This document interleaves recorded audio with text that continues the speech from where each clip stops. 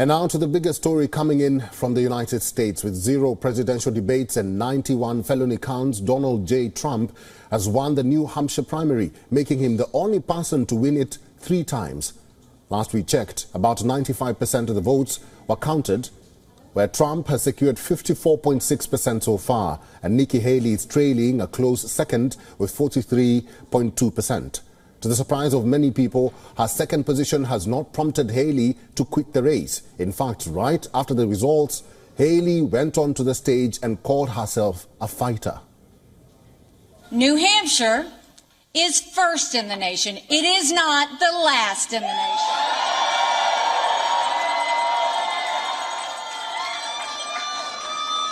This race is far from over. There are dozens of states left to go.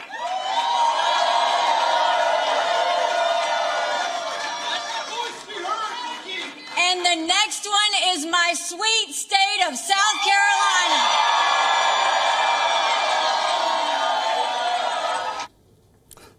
Well, the truth is that the odds are against her. New Hampshire was her best bet. It was a state with moderate Republicans and independents. Haley spent tens of millions of dollars on her campaign and even had the endorsement of the state's governor. But she still could not win in New Hampshire. The question is, how does she expect to do better in more conservative states? There's another problem: money. Her team needs to find out if she can actually sustain in the campaign longer.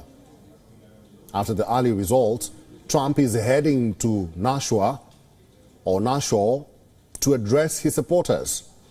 The WION confirms his status as a front-runner for the Republican presidential nominee. In fact, history is on his side too. Any candidate who has won both the Iowa caucus and the New Hampshire primary has gone on to become the presidential nominee. But Trump spoke less about his victory and more about his frustrations with rival Haley. And she was up and I said, wow, she's doing like a speech like she won. She didn't win, she lost. You know, we won New Hampshire 3 times now, 3. We win it every time. We win the primary, we win the generals, we've won it, and it's a very, very special place to me. It's very important. And just a little note to Nikki, she's not going to win. She's not going to win. The next Republican race will be in Nevada, but the most important one will be in South Carolina on the 24th of February. This is Nikki Haley's home state, but she is projected to lose there. Trump has the endorsement of most of the state's Republican establishment.